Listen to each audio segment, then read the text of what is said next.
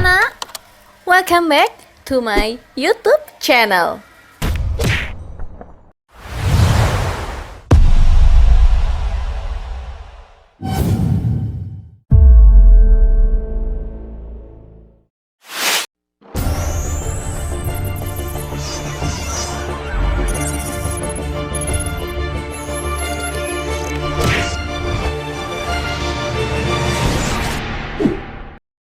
Halo anak-anak, apa kabar semuanya? Sehat ya?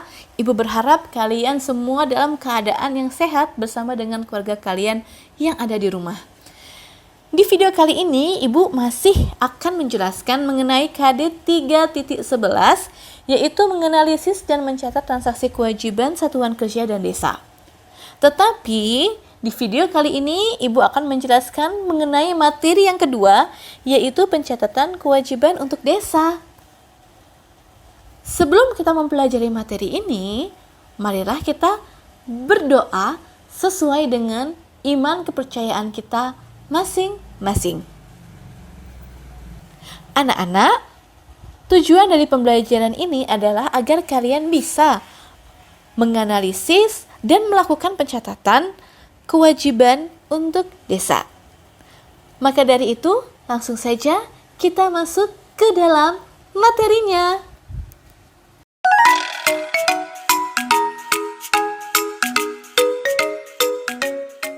Anak-anak, pada subbab yang lalu kamu telah mempelajari pencatatan kewajiban pada SKPD. Nah, sekarang kamu akan mempelajari pencatatan kewajiban untuk desa. Pencatatan kewajiban di desa berbeda dengan SKPD. Hal ini karena pencatatan keuangan desa menggunakan basis kas. Di dalam basis kas, transaksi hanya dicatat jika mempengaruhi kas saja, baik itu pengeluaran maupun penerimaan. Sehingga, pencatatan yang dilakukan bukanlah menggunakan jurnal umum, namun hanya menggunakan buku kas umum, buku bank, dan buku pembantu pajak. Kewajiban di desa terdiri atas kewajiban jangka pendek seperti utang pajak dan pendapatan diterima di muka. Nah, untuk lebih jelasnya, mari kita lihat contoh soal berikut ini. Pada tanggal 5 Maret 2019 diterima pendapatan dari pengelolaan tanah kas desa. Jadi pendapatan ini ya diperoleh dari pengelolaan tanah kas desa, sehingga ini bisa disebut juga dengan pendapatan asli dari desa. Pendapatan asli desa sebesar 11 juta rupiah. Pendapatan itu tidak termasuk PPN 10% dan hanya termasuk PPh pasal 4 ayat 2. Baiklah anak-anak, pendapatan itu tidak termasuk PPN. Jadi di dalam pendapatan 11 juta itu hanya ada PPh pasal 4 ayat 2. Tarif PPh pasal 4 ayat 2 adalah 10%. Bukti transaksi atas transaksi tersebut adalah bukti kas masuk. Transaksi tersebut akan dicatat ke dalam buku kas umum, buku pembantu pendapatan, dan buku pajak karena kita paham ada pungutan pajak.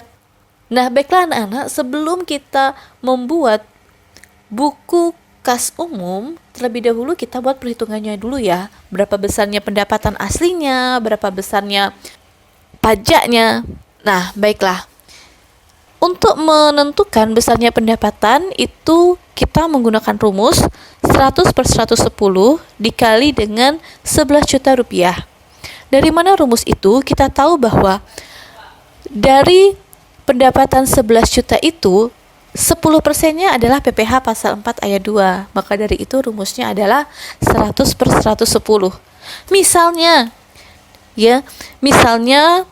di dalam PPh itu ada PPh pasal 4 ayat 2 yang besarnya adalah 20%.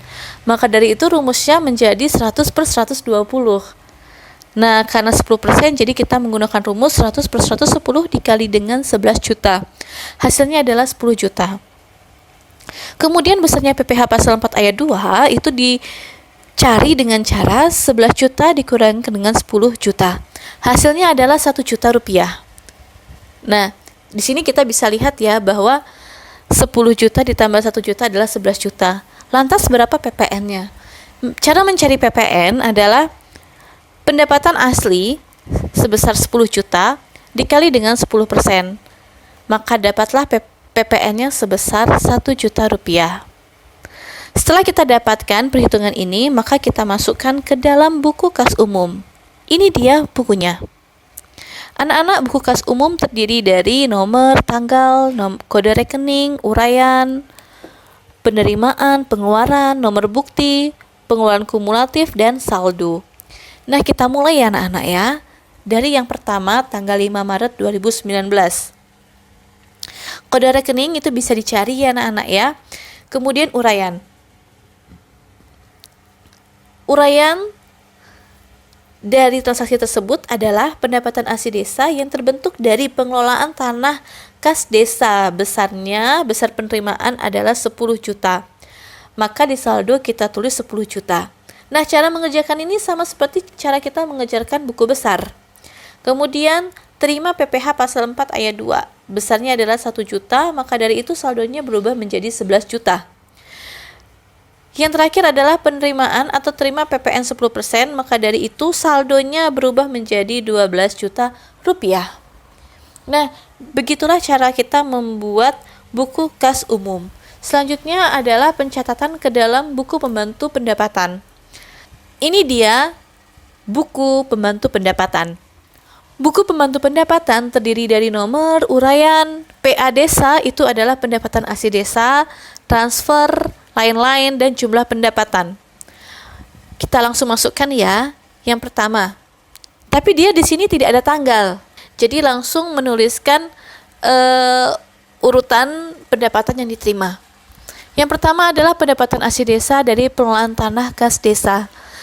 Besarnya adalah 10 juta, kita letakkan di dalam PA desa karena ini adalah pendapatan asli desa.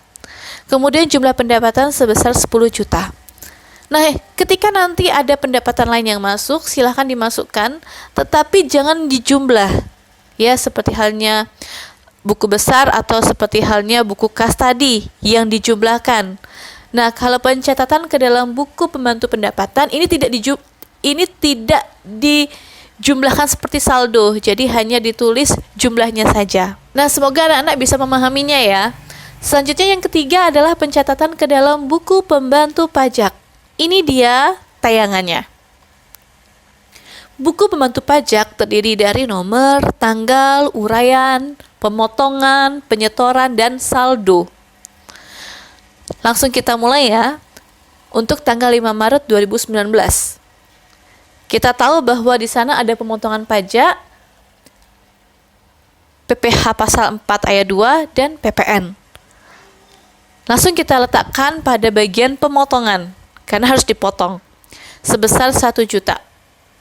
Kemudian saldonya 1 juta dan pemotongan PPN sebesar 1 juta, saldonya menjadi 2 juta rupiah.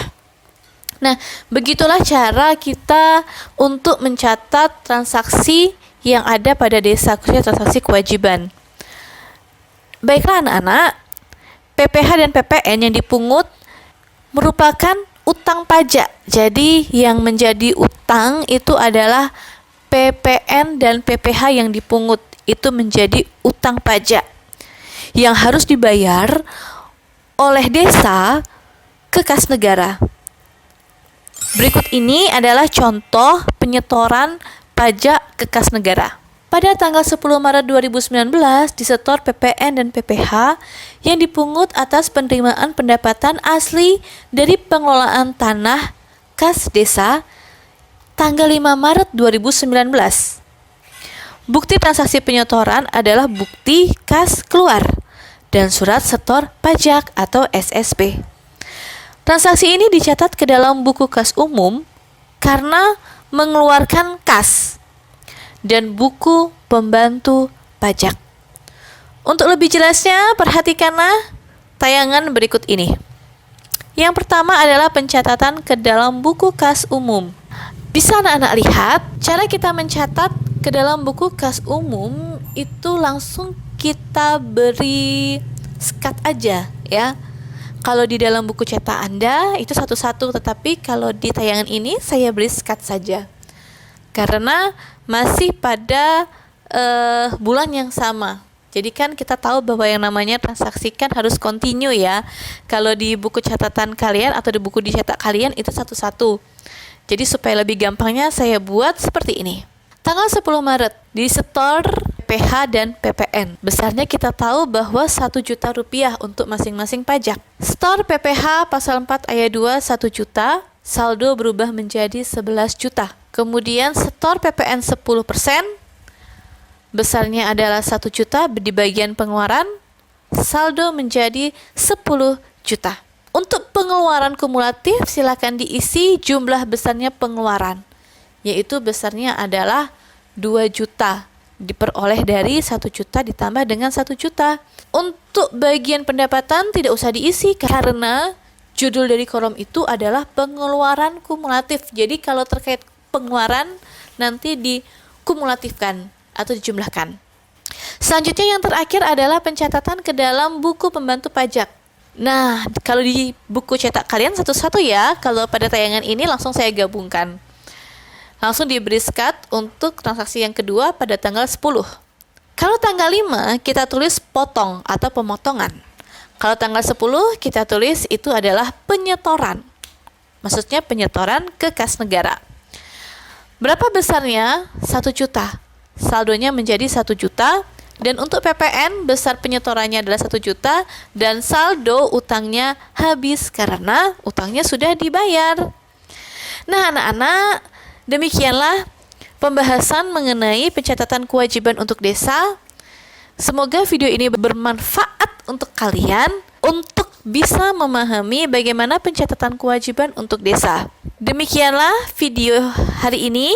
Sampai jumpa pada pertemuan selanjutnya dan see you.